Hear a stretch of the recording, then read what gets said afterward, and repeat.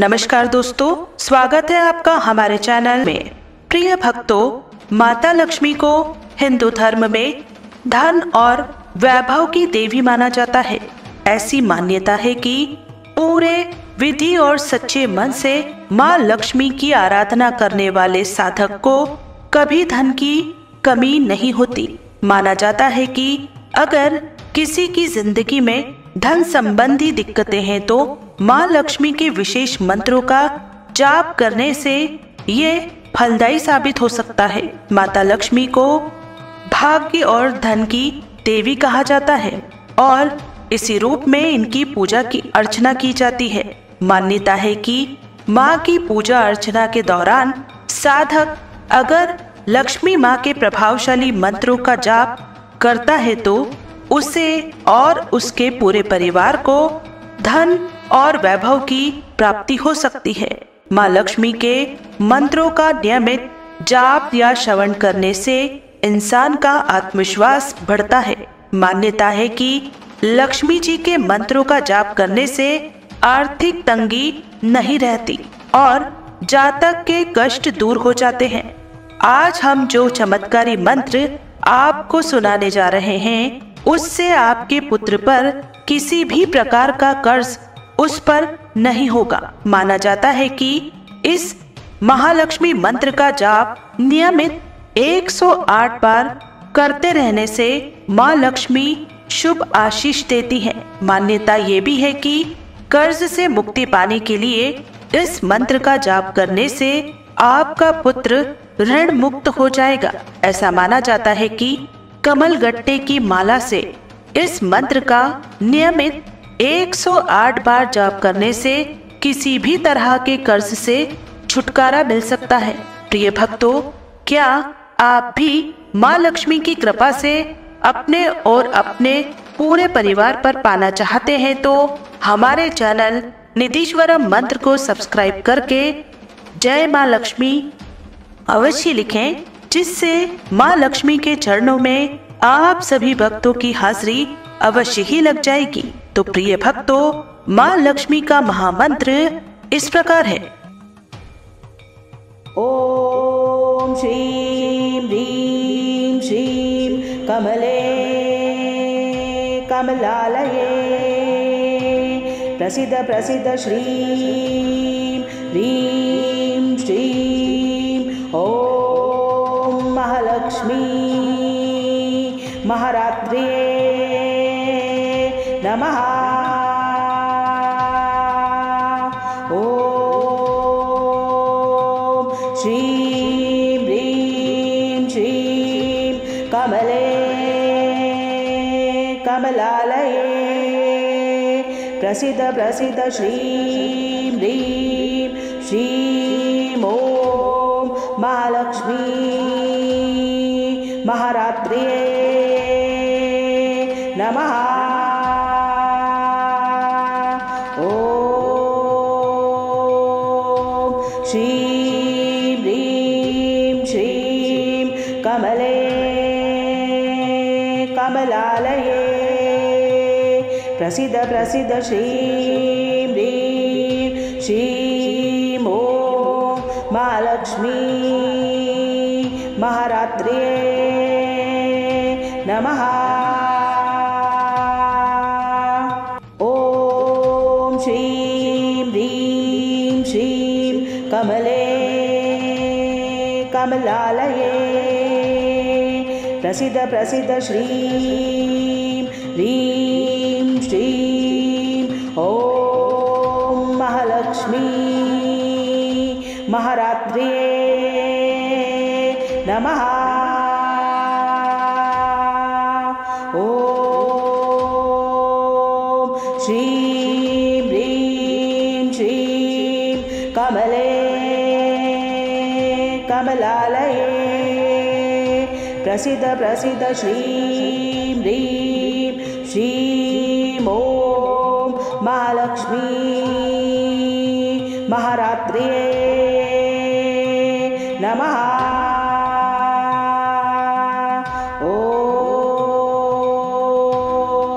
श्रीं ह्रीं श्रीं कमले कमलालये प्रसीद प्रसीद श्रीं ह्रीं श्रीं ॐ महालक्ष्मी महारात्र्ये नमः। ॐ श्रीं ह्रीं श्रीं कमले कमलालये प्रसीद प्रसीद श्रीं ह्रीं श्रीं ॐ महालक्ष्मी महारात्र्ये नमः। ॐ श्रीं ह्रीं श्रीं कमले कमलालये प्रसीद प्रसीद श्रीं ह्रीं श्रीं ॐ महालक्ष्मी महारात्र्ये नमः। ॐ श्रीं ह्रीं श्रीं कमले कमलालये प्रसीद प्रसीद श्रीं ह्रीं श्रीं ॐ महालक्ष्मी महारात्र्ये नमः। ॐ श्रीं ह्रीं श्रीं कमले कमलालये प्रसीद प्रसीद श्रीं ह्रीं श्रीं ॐ महालक्ष्मी महारात्र्ये नमः। ॐ श्रीं ह्रीं श्रीं कमले कमलालये प्रसीद प्रसीद श्रीं ह्रीं श्रीं ॐ महालक्ष्मी महारात्र्ये नमः। ॐ श्रीं ह्रीं श्रीं कमले कमलालये प्रसीद प्रसीद श्रीं ह्रीं श्रीं ॐ महालक्ष्मी महारात्र्ये नमः। ॐ श्रीं ह्रीं श्रीं कमले कमलालये प्रसीद प्रसीद श्रीं ह्रीं श्रीं ॐ महालक्ष्मी महारात्र्ये नमः।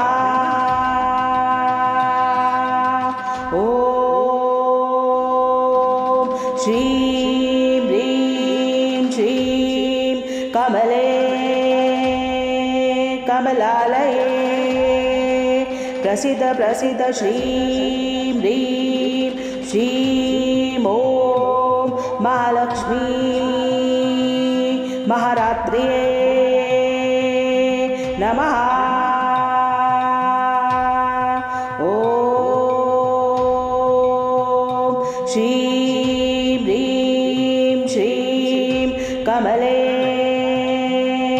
कमलालये प्रसीद प्रसीद श्रीं ह्रीं श्रीं ॐ महालक्ष्मी महारात्र्ये नमः।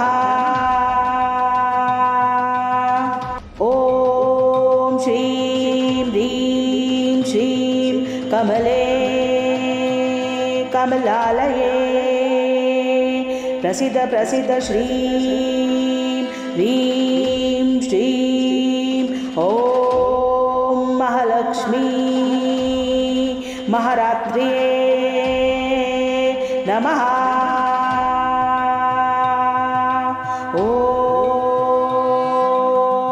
श्रीं ह्रीं श्रीं कमले कमलालये प्रसीद प्रसीद श्रीं ह्रीं श्रीं ॐ महालक्ष्मी महारात्र्ये नमः। ॐ श्रीं ह्रीं श्रीं कमले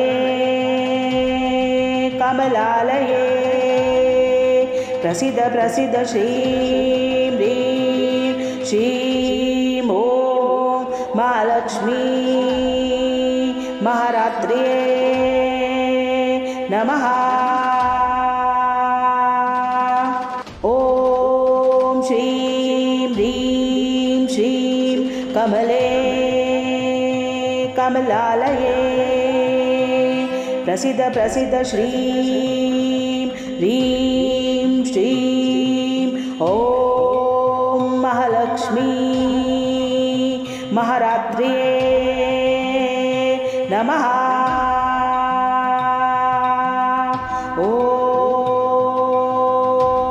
श्रीं ह्रीं श्रीं कमले कमलालये प्रसीद प्रसीद श्रीं ह्रीं श्रीं ॐ महालक्ष्मी महारात्र्ये नमः। ॐ श्रीं ह्रीं श्रीं कमले कमलालये प्रसीद प्रसीद श्रीं ह्रीं श्रीं ॐ महालक्ष्मी महारात्र्ये नमः। ॐ श्रीं ह्रीं श्रीं कमले कमलालये प्रसीद प्रसीद श्रीं ह्रीं श्रीं ॐ महालक्ष्मी महारात्र्ये नमः। ॐ श्रीं ह्रीं श्रीं कमले कमलालये प्रसीद प्रसीद श्रीं ह्रीं श्रीं ॐ महालक्ष्मी महारात्र्ये नमः। ॐ श्रीं ह्रीं श्रीं कमले कमलालये प्रसीद प्रसीद श्रीं ह्रीं श्रीं ॐ महालक्ष्मी महारात्र्ये नमः। ॐ श्रीं ह्रीं श्रीं कमले कमलालये प्रसीद प्रसीद श्रीं ह्रीं श्रीं ॐ महालक्ष्मी महारात्र्ये नमः। ॐ श्रीं ह्रीं श्रीं कमले कमलालये प्रसीद प्रसीद श्रीं ह्रीं श्रीं ॐ महालक्ष्मी महारात्र्ये नमः। ॐ श्रीं ह्रीं श्रीं कमले कमलालये प्रसीद प्रसीद श्रीं ह्रीं श्रीं ॐ महालक्ष्मी महारात्र्ये नमः। ॐ श्रीं ह्रीं श्रीं कमले कमलालये प्रसीद प्रसीद श्रीं ह्रीं श्रीं ॐ महालक्ष्मी महारात्र्ये नमः। ॐ श्रीं ह्रीं श्रीं कमले कमलालये प्रसीद प्रसीद श्रीं ह्रीं श्रीं ॐ महालक्ष्मी महारात्र्ये नमः। ॐ श्रीं ह्रीं श्रीं कमले कमलालये प्रसीद प्रसीद श्रीं ह्रीं श्रीं ॐ महालक्ष्मी महारात्र्ये नमः। ॐ श्रीं ह्रीं श्रीं कमले कमलालये प्रसीद प्रसीद श्रीं ह्रीं श्रीं ॐ महालक्ष्मी महारात्र्ये नमः। ॐ श्रीं ह्रीं श्रीं कमले कमलालये प्रसीद प्रसीद श्रीं ह्रीं श्रीं ॐ महालक्ष्मी महारात्र्ये नमः। ॐ श्रीं ह्रीं श्रीं कमले कमलालये प्रसीद प्रसीद श्रीं ह्रीं श्रीं ॐ महालक्ष्मी महारात्र्ये नमः। ॐ श्रीं ह्रीं श्रीं कमले कमलालये प्रसीद प्रसीद श्रीं ह्रीं श्रीं ॐ महालक्ष्मी महारात्र्ये नमः। ॐ श्रीं ह्रीं श्रीं कमले कमलालये प्रसीद प्रसीद श्रीं ह्रीं श्रीं ॐ महालक्ष्मी महारात्र्ये नमः। ॐ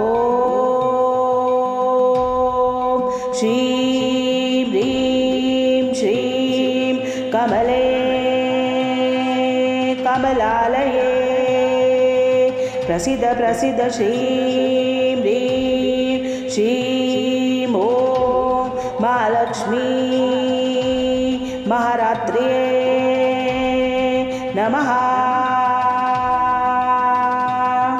ॐ श्रीं ह्रीं श्रीं कमले कमलालये प्रसीद प्रसीद श्रीं ह्रीं श्रीं ॐ महालक्ष्मी महारात्र्ये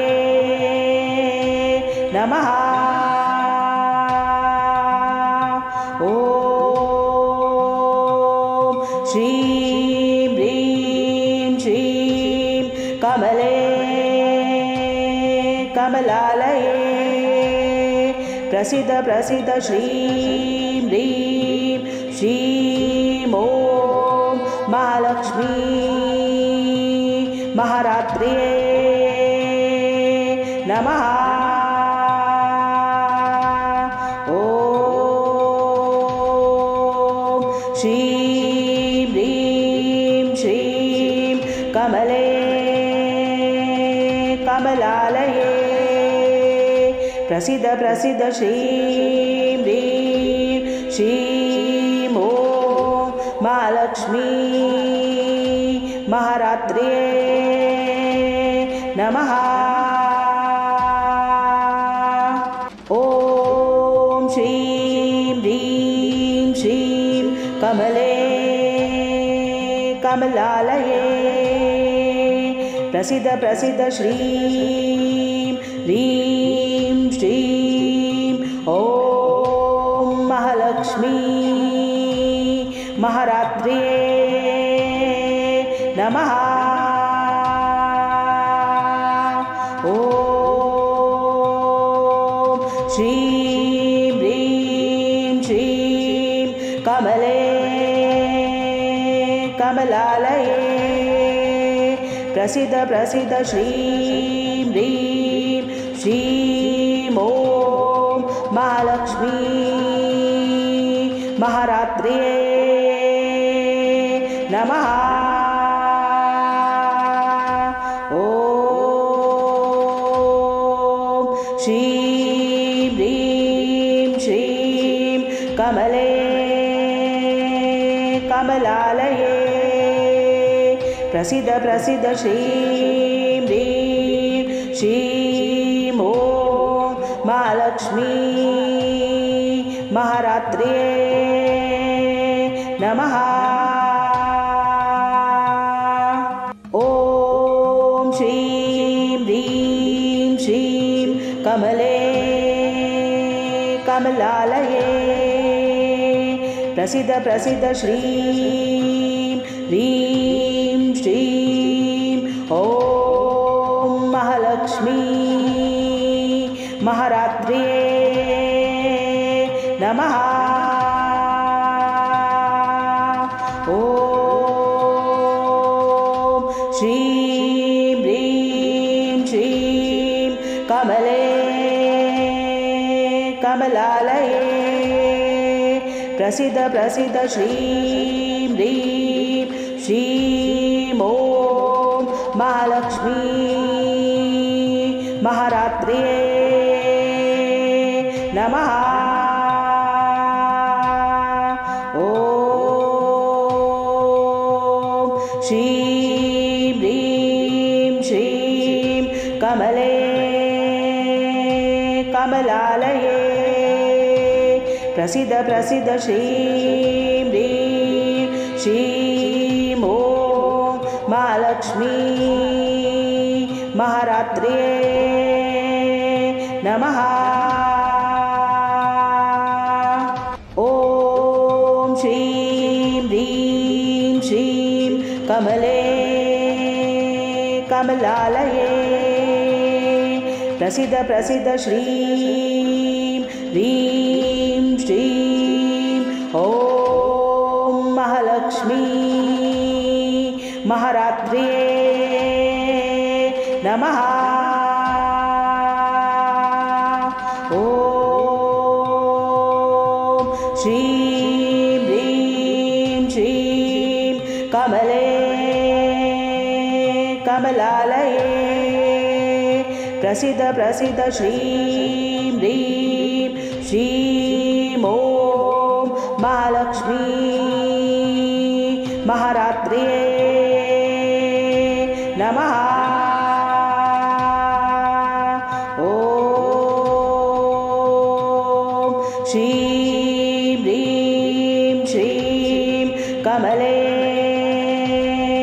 कमलालये प्रसीद प्रसीद श्रीं ह्रीं श्रीं ॐ महालक्ष्मी महारात्र्यै नमः। ॐ श्रीं ह्रीं श्रीं कमले कमलालये प्रसिद्ध प्रसिद्ध श्रीं ह्रीं श्रीं ॐ महालक्ष्मी महारात्र्ये नमः। ॐ श्रीं ह्रीं श्रीं कमले कमलालये प्रसिद्ध प्रसिद्ध श्रीं ह्रीं श्रीं ॐ महालक्ष्मी महारात्र्ये नमः। ॐ श्रीं ह्रीं श्रीं कमले कमलालये प्रसिद्ध प्रसिद्ध श्रीं ह्रीं श्रीं ॐ महालक्ष्मी महारात्र्ये नमः। ॐ श्रीं ह्रीं श्रीं कमले कमलालये प्रसिद्ध प्रसिद्ध श्रीं ह्रीं श्रीं ॐ महालक्ष्मी महारात्र्ये नमः। ॐ श्रीं ह्रीं श्रीं कमले कमलालये प्रसिद्ध प्रसिद्ध श्रीं ह्रीं श्रीं ॐ महालक्ष्मी महारात्र्ये नमः। ॐ श्रीं ह्रीं श्रीं कमले कमलालये प्रसिद्ध प्रसिद्ध श्रीं ह्रीं श्रीं ॐ महालक्ष्मी महारात्र्ये नमः।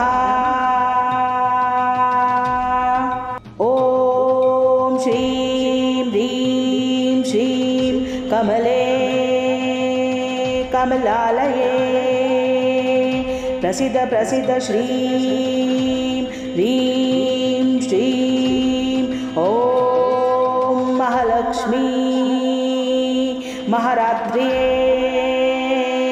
नमः। ॐ श्रीं ह्रीं श्रीं कमले कमलालये प्रसिद्ध प्रसिद्ध श्रीं ह्रीं श्रीं ॐ महालक्ष्मी महारात्र्ये नमः। ॐ श्रीं ह्रीं श्रीं कमले कमलालये प्रसिद्ध प्रसिद्ध श्रीं ह्रीं श्रीं ॐ महालक्ष्मी महारात्र्ये नमः। ॐ श्रीं ह्रीं श्रीं कमले कमलालये प्रसिद्ध प्रसिद्ध श्रीं ह्रीं श्रीं ॐ महालक्ष्मी महारात्र्ये नमः। ॐ श्रीं ह्रीं श्रीं कमले कमलालये प्रसिद्ध प्रसिद्ध श्रीं ह्रीं श्रीं ॐ महालक्ष्मी महारात्र्ये नमः। ॐ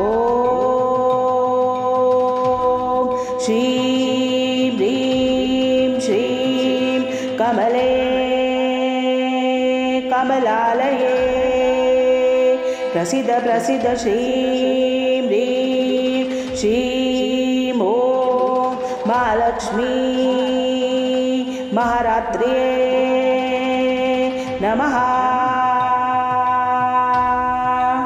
ॐ श्रीं ह्रीं श्रीं कमले कमलालये प्रसिद्ध प्रसिद्ध श्रीं ह्रीं श्रीं ॐ महालक्ष्मी महारात्र्ये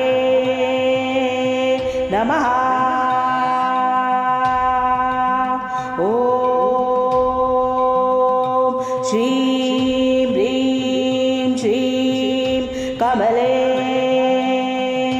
कमलालये प्रसिद्ध प्रसिद्ध श्रीं ह्रीं श्रीं ॐ महालक्ष्मी महारात्र्ये नमः। ॐ श्रीं ह्रीं श्रीं कमले कमलालये प्रसिद्ध प्रसिद्ध श्रीं ह्रीं श्रीं ॐ महालक्ष्मी महारात्र्ये